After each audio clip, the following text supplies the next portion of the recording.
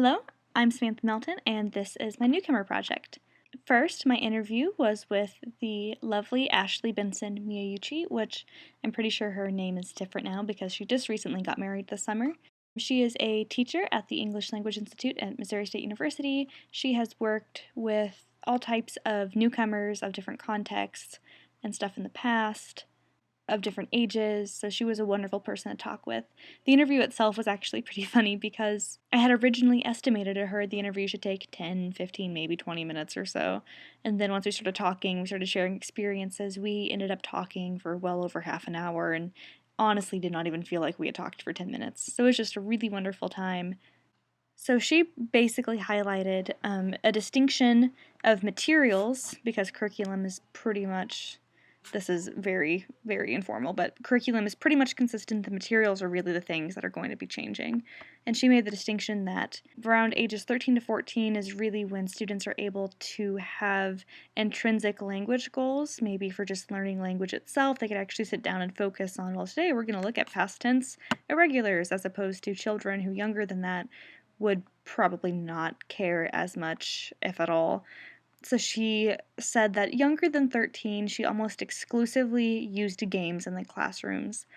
And we'll look at more details about that in a little bit. And with the games, naturally, you don't have as many separate domains. It's kind of a lot of everything all at once. But students who are older, they definitely still use games, but the overall materials that are used often depends with their goals, motivation, and how long they'll be studying. Are they going to be in the U.S. for just a couple of weeks doing an intensive study? Have the students just moved to the United States for a permanent residency? That kind of stuff. And then, of course, with the older students, they can also have more specific grammar functions, looking at stuff more structurally, and with that, domains can be separated a little bit more for more intense study, as well as specific assessment opportunities. So I wanted to look at the elementary stuff because that's a little bit different than what I've been doing this summer, and I thought that would be fun.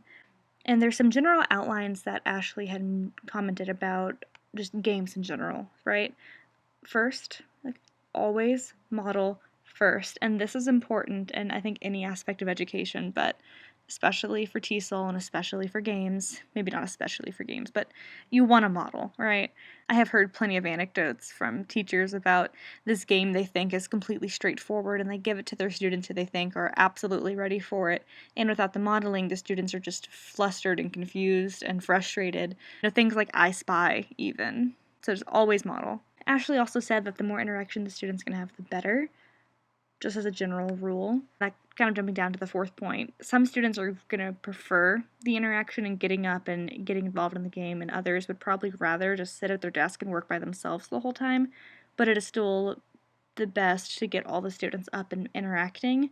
But that doesn't mean that being up and moving around needs to be the only thing that happens.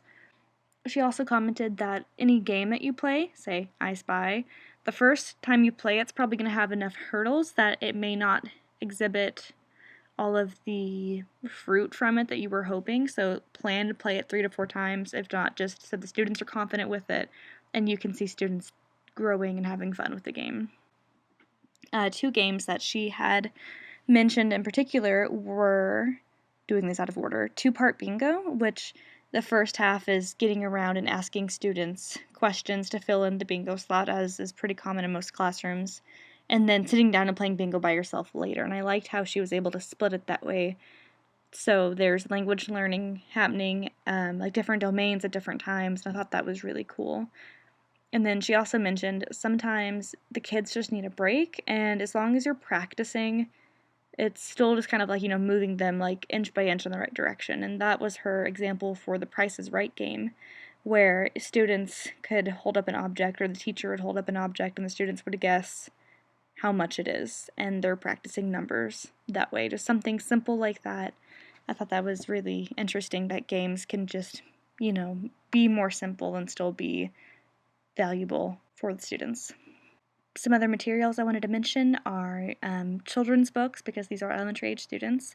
A couple of children's books that I thought would be really good for ESL newcomers would be The Very Hungry Caterpillar, The Cat in the Hat, Goodnight Moon, and Brown Bear, What Do You See?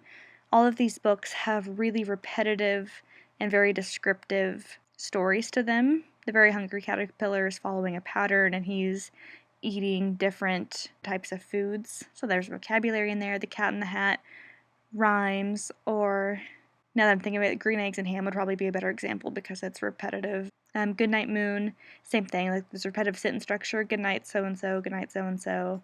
And then brown bear, what do you see? The same thing. You're practicing the colors, the animals, and the question words. Or even like the canned question word, like what do you see or what do you do, and practicing just those kind of clusters. I thought that was really cool. And then also, while reading these books, you can read in a really engaging way with voices and like hand gestures and all of this stuff, so that one, students are engaged, but also that it conveys meaning to them if not all students are on the same page vocabulary wise. And then also some more formal materials, I guess, would be like study packets. I saw some stuff online about this. Just so students have like a picture reference that they can like look back to for just general things for their survival in an English-speaking community, colors, numbers, shapes, body parts, etc. And then as maybe students, like as the class masters colors and numbers and shapes, you can build and play more games based off of that in the future too. Teaching newcomers seems like a lot of fun, and I hope that I get that opportunity someday. So thanks for watching.